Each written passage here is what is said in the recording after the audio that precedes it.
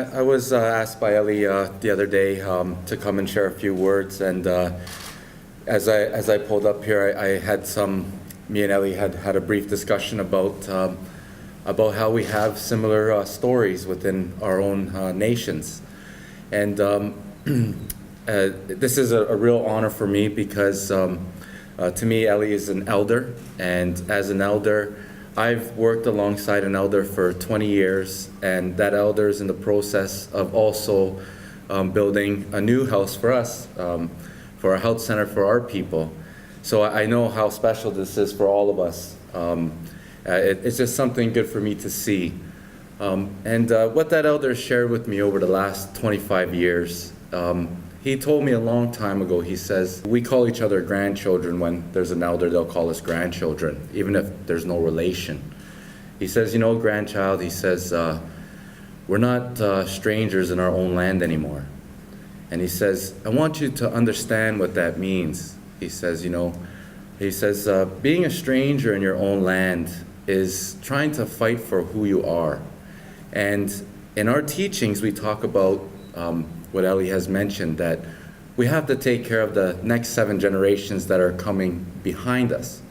And the Adazolkan, or our ancestors, would be very, very, very proud that through that adversity and that hard work of many of our family members, today is a very, very special occasion. You know, these shovels, I look forward to that day when we have that new building, or what we call in our language, the big house. A big house where we can remember who we are, and also many of the ancestors of our families here. When you came over to the traditional lands of this territory, you were also strangers in a new land. And as we came together to help each other, I will share that many of the organizations helped our family survive. Many of those organizations, through those donations and those kindness of your community, has helped us along the way. And I guess to not take up too much time, when we have the Thunder Beings come and share with us, I wanted to share a teaching about what that means very quickly. In our way, in our way of life, those Thunder Beings, they come to bring new life. So when they sound outside, and when I came up here and I seen Ellie and some of our community members out there standing in the rain, that rain comes to wash away something so that new life can begin. You see, my spirit name, who I really am, is Wabanakawit, which means Greycloud.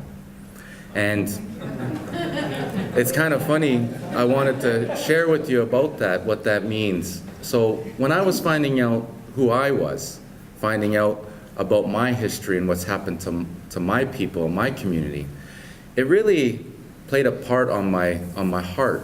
And all I wanted to do was remember who I was. And as you could see, through the help of community, it helped to bring back who we are, a part of it. And those teachings about those gray clouds is, I tell everyone this, on a beautiful day, we'd all be here as family, as one, preparing these shovels with our helmets, cutting that ribbon, breaking the ground, letting Mother Earth know that we're about to build a new home for many spirit so that we could share together. And I say, if we were all out there on a nice day, and if we looked up into the sky and we seen those gray clouds on their way, we'd say, oh, it's gonna rain, and it might kind of put a little bit of a mood on us, on our feelings. But at the same time, if we really understand that connection to all things, then we know that those gray clouds that come in are actually a blessing, because it's coming to bring us life through that water. So when we're out there and what we call Ellie, how we call Ellie in our language is Ogima Ogichita, and that just means a leader with a big heart. So like a chief. So when we're out there talking with Ellie, and we're out there, and I said, I heard the thunder crack, boom. And then I understood that all spirits of all of us were there, letting us know that this is what we're going to do. So in the spirit of all of our ancestors, those, what we say Adazolkan, I'm sure that we are building this warm house of love so that many of our generations, the next 7 generations, have some place where they can continue to find that help and find their faith, their spirituality, so that we can all together make this beautiful circle that we're all in. The circle, the most important one, is the one we're all in, it's Mother Earth. And we all play that part to remember that. And if we remember that, then we already have started to make this world a better place, thanks to wonderful people like all yourselves. We all play that part.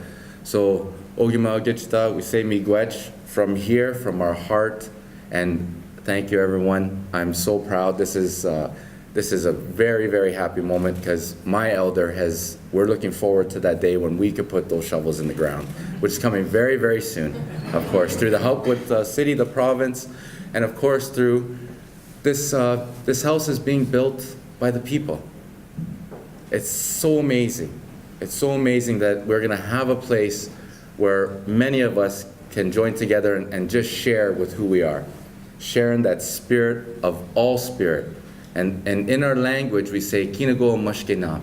And what that means is all of us bring that medicine, that good medicine, to our home. So I say miigwech to our what we call that Ogima Gichita, that one that carries that big heart. And for all of you, for all the work that you've done, miigwech, chimiigwech from here.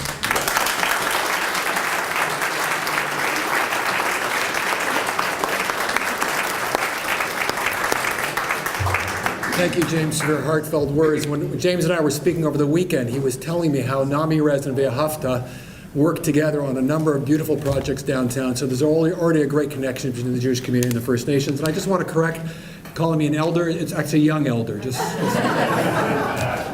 Anyway, big hand to James. Thank you.